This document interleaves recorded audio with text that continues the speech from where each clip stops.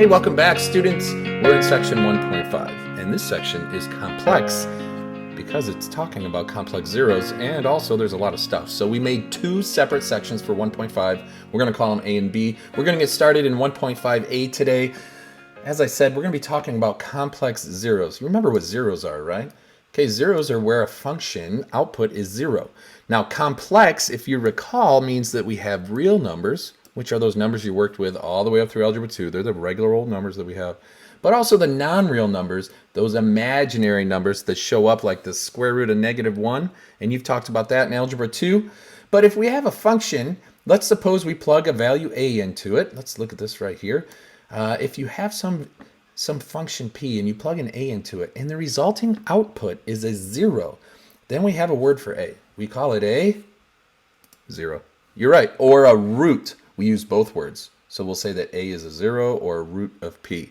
Furthermore, because we know the output is 0, then we know it's an x-intercept. So whatever that value of a is, it's an x-intercept. We can make a coordinate point a comma 0.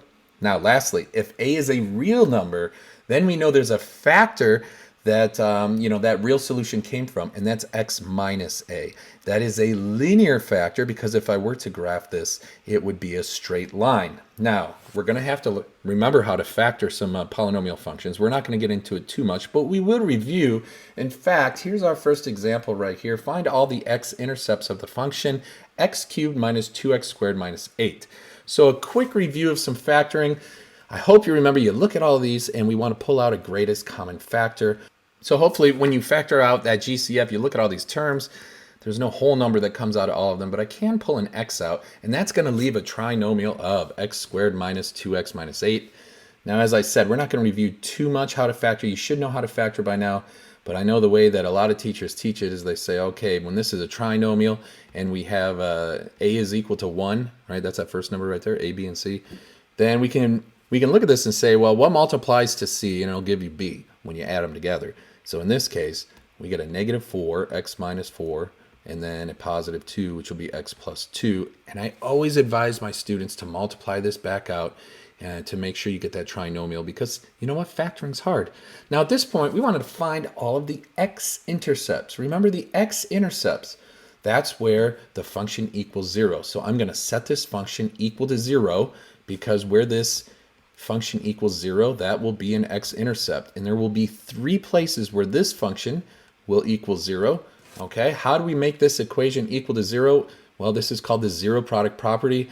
One of these has to be a 0. That's the only way you get a 0 when you multiply. So either the first factor, which is x, either that's going to be 0, or we're going to say that x minus 4 equals 0. And if you remember, that'll give us x equals positive 4. Or lastly, we get x plus 2 will equal 0. And then x will equal -2. So I'm going to graph all of these on our axes right here, especially the x-axis is where we're looking. We have 0, -2, and 4. Why don't we put a point right here? -2, 0, and 4. 1, 2, 3, 4. And I also remember from Algebra 2, this is x to the 3rd power. So I know the general shape of it is kind of something like this, right? We have end behavior that starts kind of low and it goes up high. And if we're looking at this, we're just making a rough sketch here. We're going to go down at that point and come through here, and we have a nice little sketch. But the question really just asks us to find all the x-intercepts. So to answer the question, x equals 0, and the output would be 0. X equals 4, and the output would be 0. And x equals -2, and the output would be 0. Those are all of the x-intercepts of this function. Okay, there's the first type of question. It's just simple factor and find where the zeros are. Let's look at the next one, which is a little more complicated because we have an inequality. It says, given the polynomial function h of x equals x squared minus 2x minus 3, what are all of the intervals on which the function h of x is greater than or equal to 0? Well, if you can guess it, yeah, we're going to have to factor it again. So let's look at this function h of x factored. Here is h of x. I'm just going to write it down here to give me a little more room. And I want to factor it, so, h of x is going to equal what? This is the same situation as the other one.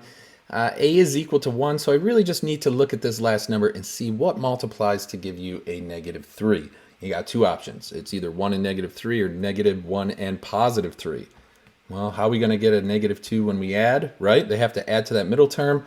So the only way to do that is x minus 3 and then x plus 1. Now, as I look at this, as I said, go ahead and in your head, you can multiply that out to make sure you get a negative 2x in the middle, and you do. So we're good to go. But from this, we can find the x-intercepts, right? That's where this function would equal 0. So 0 equals x minus 3 times x plus 1. And just like above, we're going to use the zero product property.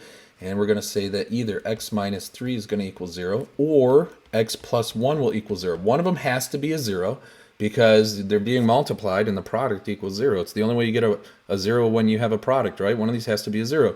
So we set them both equal to 0 and we get an x equal to 3 and we get an x equal to negative 1.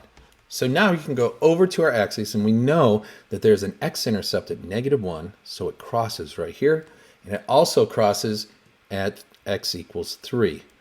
All right, so far so good. Now, there's a couple ways to get the general shape of this if we wanted to graph it. The first way, I recommend you memorize what a quadratic equation looks like. This is x squared. That is a u, right? Now, there's two ways this can go. It can either be a u, a regular old u, or it can be an upside down u. That depends on the value of a here. This one's positive, so it's going to be a regular old u. It's going to look something like this. And we're just doing a rough sketch right now. We're not trying to get too accurate. But there's a different way we can do this. Let's pretend like I didn't remember this rule about the quadratic. Let me undo that for a second. Go away, u. The other way I could do this problem and figure out the graph is I could divide it into different sections. We basically have a section from here all the way to here. We have that point. We have this middle section. We have another point. And then we have this section out here. So I'm going to create a table. Let's call, let's call the top part, we'll just call that like x. And then I want to look at specifically the sine. All right, so let's write the sine of h of x. And I'm going to go through all these intervals one at a time. And maybe it's not an interval, it's just a single point. But as we work left to right, we have this interval of negative infinity.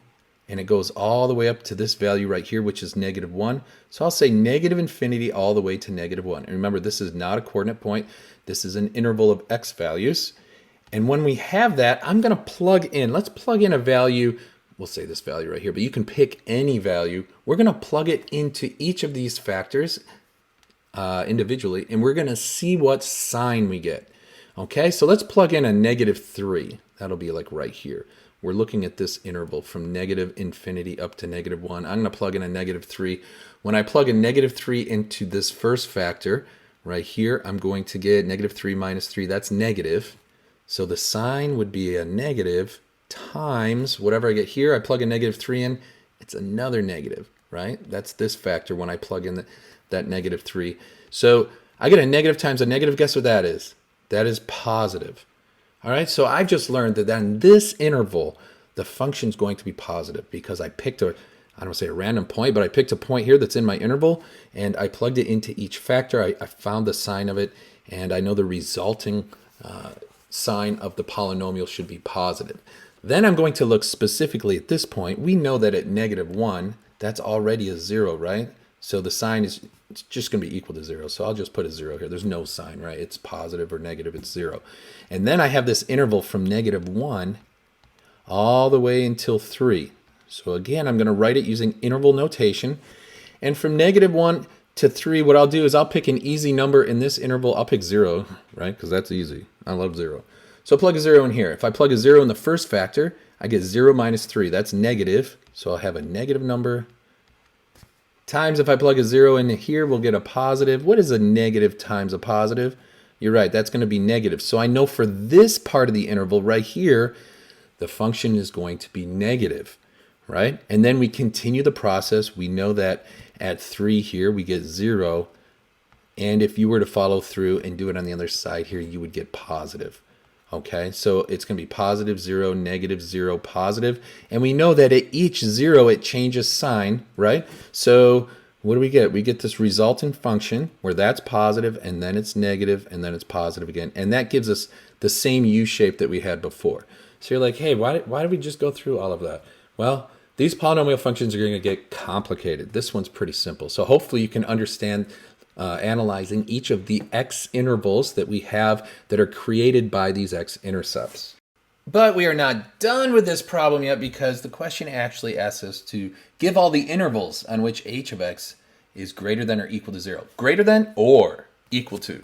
Well, here's the greater than, here's the equal to, there's the equal to, and there's the greater than. So the way I would write this, I'm going to use interval notation from negative infinity all the way up to including -1, right? So I'll use a square bracket there.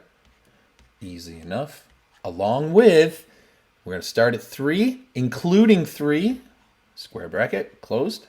And we're going to go all the way to, hey, I didn't finish my table. Oh, well, we all go to infinity. Easy enough. So that was complex, a little bit. But now we're going to talk about the multiplicity of these different factors. If we have a linear factor and it's repeated n times, and we use an exponent for that normally, right? So if we have x plus 1 and it's squared, then we say it's repeated 2 times. But if it's repeated n times, we're going to say that that factor has a multiplicity of n. Well, what does that mean? I can look at each one of these factors, and I know the multiplicity of x plus 1 is 2. The multiplicity of x minus 3 is 3. And the multiplicity of x plus 4 is 1. Remember, when we don't have a number there, there's really a 1. If a real 0a has even multiplicity, then the graph will bounce off of the x-axis at that value of x equal to a. Let me try to show you something here. I hope it works out. You don't have to write this down. Just watch what I'm doing. So suppose I have a wonderful axis here, and there's a polynomial function. So maybe, I don't know what it looks like in the end, but maybe we'll just make it look like this. Okay. So we have some polynomial function, and we have 2 zeros or 2 roots. One right here, one right here, and maybe there are others like back here, but I want you to focus on these. And I want you to imagine what would happen if these 2 roots became closer to each other and closer to each other. If we move these closer and closer, the function is actually going to probably look like this, right? As those roots get closer and closer until there's a point where these 2 roots are right on top of each other. And what happens is that is a repeated root. That means that we would have one value here that has 2 roots, and this polynomial function is going to bounce off it. There'd be no width between it where it's negative, right? It would just bounce off it. So hopefully that demonstration helped us understand why when we have a factor that has even multiplicity, like this one, even multiplicity, that there is a bounce going on. Okay, there's a bounce going on. So let's look at our factors for this polynomial. I think we could just look at it. Can we just look at this and figure it out a little bit? We know that x equals -1 is going to be a factor, right? We can do this in our head. X plus 1 equals 0, move it over. You get x equals -1, but that has even multiplicity, so we won't forget about that. We also have x equals 3. That has odd multiplicity because there's a 3 here, right? And then x equals -4 will be our last root or 0. And we can plot all of these right here. 1, 2, 3, 4. We're going to go -4 first, then -1, and then 3. And I know this polynomial function, p of x, is going to have these roots or these zeros. I just need to figure out what it looks like. Now, way back in Algebra 2, you learned that if the degree of a polynomial is even, that means it has the same end behavior. It goes up, okay, or it goes down on each side, but it doesn't go up and down. It's either both up or both down. So one of the things we can do is, knowing that, we can look at the roots. And here at -4, I know the multiplicity is a 1, right? So I know that the function actually crosses at -4. And then I can analyze x equals -1. That's even multiplicity. So I know that at this root, it's going to bounce. And then looking at x equals 3, that's odd. So we're going to cross there. Now, that's one way of graphing this. The other way is to set up intervals like we did on the last problem, the last example. We could go -infinity all the way to -4. We could do at -4 and then -4 to -1, and then so on and so forth. You set up a table and you can find the sign of the polynomial. Whoo! That was quite a lot. I told you, complex, right? Another way of thinking about this is to look at output values for the input values near x equals a. The output values will all have the same sign, positive or negative. What that means is if we have a even multiplicity like we do at x equals -1, that's right here, around -1 they have the same sign. These are both negative. It doesn't switch. And that's what this sentence right here means. Let's do that table example. Remember I said you could build a table? Let's do that right here for number 3. Given the polynomial function p of x is equal to x minus 2 Remember, that's to the first power if there's no exponent there. And then x minus 5 to the fourth. I got some bells ringing right there. That is even multiplicity. And then we have x plus 7. That is also to the first power. What are all the intervals on which p of x is less than or equal to 0? So looking at all the factors, right now it's pretty easy to come up with the zeros and the roots, right? Because a linear factor is easy. X minus 2, you get x equals 2, x equals 5. That has a multiplicity of 4, though. We're going to keep our eye on that. And then we have x equals negative 7. So if I were to sketch these, let's be a little bit sketchy. All right, put up your thing here. What are you doing? All right, so we need x equals negative 7. We'll put that here. We need x equals 2 and x equals 5. Now I want to sketch this polynomial function. Let's build that table that we built back 2 examples ago. Let's build that out. So my table's going to have x and then the sign of p of x. Now I'm going to look at my x-axis here. That's an arrow. I want to divide this into different intervals. So negative infinity up to this point, which is negative 7, and then from negative 7 to 2 and 2 to 5, and then 5 to infinity. So I'm going to spell that all out here in my table. So here's my table, and as I promised you, I was going to save you work, but look at that table we got to figure out. Now, as I said, what we could do is in each section, we could plug a value in. So this first section here goes from negative infinity all the way up to negative 7. So maybe like negative 10. I plug that in to each factor and I find the signs. So a negative 10 here would give me a negative, and negative 10 here would give me a negative, but it's raised to the 4th power. So a negative raised to the 4th power is positive. And a negative 10 here would give me another negative, so a negative and positive, negative. We could do all that kind of stuff. Or we could just be easy and smart about it. So we know that at each one of the zeros, the polynomial will equal 0. So we can fill that out on the chart. That's pretty easy. 0, 0, and 0. Okay, now what else do we know? We know about the multiplicity right here at x minus 5, or x equals 5. The multiplicity is 4, so there's a bounce that happens right here. And the other two roots here, they don't bounce, which means that the polynomial crosses. So it's going to cross at 2. It's going to cross at negative 7, but it will bounce at 5. I really only need to find one point in this polynomial, and we can build the rest of it. So let's pick an easy value. You know what the easiest value is to me? X equals 0. Let's find x equals 0 and what it looks like at x equals 0. If I plug a 0 into all of these factors, I'm going to get 0 minus 2. So that's going to give me negative 2 times 0 minus 5 to the 4th power. So that's going to be negative 5 to the 4th power, right? And then lastly, we get 0 plus 7. That's just going to be 7. All right, that's a 4 there. I don't want to confuse anybody. But what does this end up being in terms of the sign? I don't care about the big number. You can plug it in a calculator if you want to. But I have negative 5 to the 4th power. That's positive. 7 is positive. So it's going to be a positive times this negative 2. The resultant value will be negative. So I know that at 0, the function is negative. That's all I need to know. So I'm going to go over to my table right here. 0 occurs between negative 7 and 2. I know the function's negative. Now I can use my investigative skills here. I know that at 2 it crosses. So if it's negative here, that means this value must be positive. I also know that at 5 it bounces, right? Because that's the even multiplicity. So if it bounces, if it's positive and it's coming down to 5, 2 it crosses, it's coming down to 5, and it's going to bounce, right? Then I know it's going to be positive on this side. Furthermore, I can go all the way back to the left-hand side here. At negative 7, it's 0. I know it crosses there because the multiplicity is odd. So it's going to be negative. It's going to end up being positive on this side. So we're negative, and we're going to end up being, I was so close. I did very well to that last part. But we get this polynomial function. We can sketch it. It's a rough sketch. We get the idea of what it looks like. And I can just use one value in this table, and I can determine the rest of the values if I know that even multiplicities mean that the sign does not change when you hit the root. It bounces right there. So now we did all that work. The last step is to answer the question, what are all the intervals on which p of x is less than or equal to 0? Well, look at your little table here. It's less than or equal to 0. It could be either one, less than or equal to. So we're talking about all the way from here to here, right? And this value right there. So how do we write that? Let's use a closed bracket from negative 7 to 2 and x has to equal 5. And if you use both of those, hey, check that out. You have all the values where it is less than or equal to 0. Complex, as we promised. Complex zeros. Now remember, complex zeros are zeros that are both real and non-real. So a polynomial of degree n has exactly n complex zeros when you're counting multiplicities.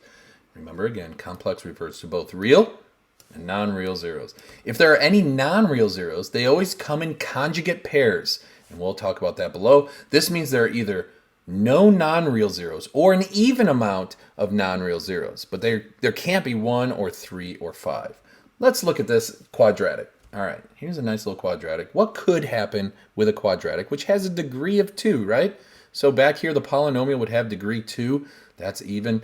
How many real zeros does this quadratic equation have? I can look at the graph, and I know there's a 0 right here. I know there's a 0 right here, so we would say there are 2 real zeros, which means because the quadratic has a degree of 2, these two numbers have to add up to the degree of the polynomial. So I know that there are 0 non-real zeros. Okay, let's look at this possibility. What do we have? We have a root right here. It looks like it's at 1, but they don't really say the scale. But let's pretend it's a 1. It looks like a repeated root, right? So how many real zeros are there? There are still 2, but it's repeated. You have the same value twice. So we're going to call that 2 zeros. It's one repeated root. That means we still have 0 non-real zeros. Now let's look at this last example. How many zeros? Well, 0 real zeros. And I know that because it doesn't touch anywhere, right? There's no x-intercept, so there are no real zeros. But these two numbers have to add up to the degree of the polynomial, so I know in this situation there must be 2 non-real zeros. All right, let's try cubics, which has degree of 3. I can look at this polynomial. I know there are 3 real zeros. Therefore, there have to be 0 non-real zeros. Now, if I look at suppose we have this cubic right here. Oh my goodness. And it got moved up, and I can look and I see 1, right? So there's 1 real zero. I know for this polynomial, there are 2 non-real zeros because these two numbers have to add up to the degree. Lastly, this one's a little bit tricky, but I got a 0 right here. And did you notice I have a repeated root, a repeated 0 right here? That means we have 3, which means there are no non-real zeros. Easy enough, right? So number 4 says the degree of a polynomial is 8. All right, that's important, so I'm going to underline that. And we have real zeros at x equals -10, x equals 5, and x equals 16. So there are 3 points where we have real zeros, and x equals 5 has a multiplicity of 2. So really we have 1 0 here, we have 2 zeros at x equals 5, and 1 0 at x equals 16. How many non-real zeros does a polynomial have? Well, we know if the degree is 8 of the polynomial, right? All of these zeros have to add up to that. If you take the real and the non-real, there are 4 right here, so there must be 4 non-real zeros. And again, we just look at the degree of the polynomial, and we count the real zeros, and the total has to equal whatever the degree is. Easy enough. Okay, so now let's talk about non-real zeros. If a plus bi is one of the non-real zeros, then its conjugate, a minus bi, is also a 0. So these imaginary zeros, or these non-real zeros, they come in pairs, and each of the pairs has a plus and a minus. Now, a lot of students, they forget which one, it says given one non-real zero, they forget which one to change. Do I change the -3 or do I change the +6 to find the other 0? And so I'm going to give you a little clue over here. Remember your quadratic equations? We got x equals -b plus or minus square root b squared minus, and then the 4/8 all over 2a. Anyways, this part right here is where the I comes from, right? And so when you were studying quadratic equations, you would actually figure this out, and sometimes you get an I in there, right? And that would give you, it actually reduced down to one of these type of answers, this non-real answer. The plus and minus is in front of the square root. So that means that that part that gives you the I, it's going to give you a positive and a negative I value. So if they give you one of the non-real zeros of the polynomial, you know that the other one must include a negative, that I value, if it's positive. And if it's right here negative, then we know we're going to have a positive in front of that I, because there's always going to be a plus or minus. That's how I tell students to remember it. But this is more general for any polynomial function. That's just for quadratics. But that's how I remember it. Hopefully that works for you. That's non-real zeros. We have one more part right now. Successive differences to find the degree of a polynomial. This is crazy. If you have input and output values of a polynomial function, so here we go. We have a nice little table. This is a polynomial function. It's possible to figure out the degree of this function just by using a little trick of differences. This technique only works if the input values are equal intervals, which means notice how it's going up by ones every time, and that's how both examples are. But it has to be the same difference. It doesn't have to be 1, but it has to be the same length of interval every time. And if we do that, this rule will work every time. The degree of the polynomial function is equal to the least value n for which the successive nth differences are constant. That made my head hurt. So let's just go down and do an example and see what we're talking about. All right, so the first difference we're going to find right here, we're just going to say, what is the difference between 0 and 1? All right, how far do you have to go from 0 to 1? And that is a 1. And how far do you go from 1 to 4? The difference is 3. And then we get 5, 7, 9, right? And we can keep going for as long as we need to go. These are the odd numbers. And then we're going to find the second differences. So these are the first differences. So doing the same thing, finding the differences from 1 to 3. How far is that? Well, that's 2. From 3 to 5, 2. 2. Can you believe it? All right, so how many different layers do we have here? How many times did we have to do it? We had to do it twice. We found the first difference, the second differences, and then they're all the same. So we can say the degree of this polynomial is 2. Let's write that out. The degree equals 2. And that's because we have 2 layers here. We had to do the first difference and then the second difference. Why don't you try it with the next one? You pause the video, do number 8 all by yourself. Go. Okay, so hopefully you figured this out. It wasn't too difficult. I found the first differences, I found the second differences, and then the third differences. You gotta be careful because these are negatives. Oh, look what I lost. I lost a negative. All right, so then the third differences is when I finally get a constant value. So that means that this polynomial has a degree of 3. Fantastic. Wow, that's it. That was a long video, but I promise the next one will be short. This is Mr. Kelly. Remember, it's nice to be important. It's more important to be nice. Good luck on those mastery checks.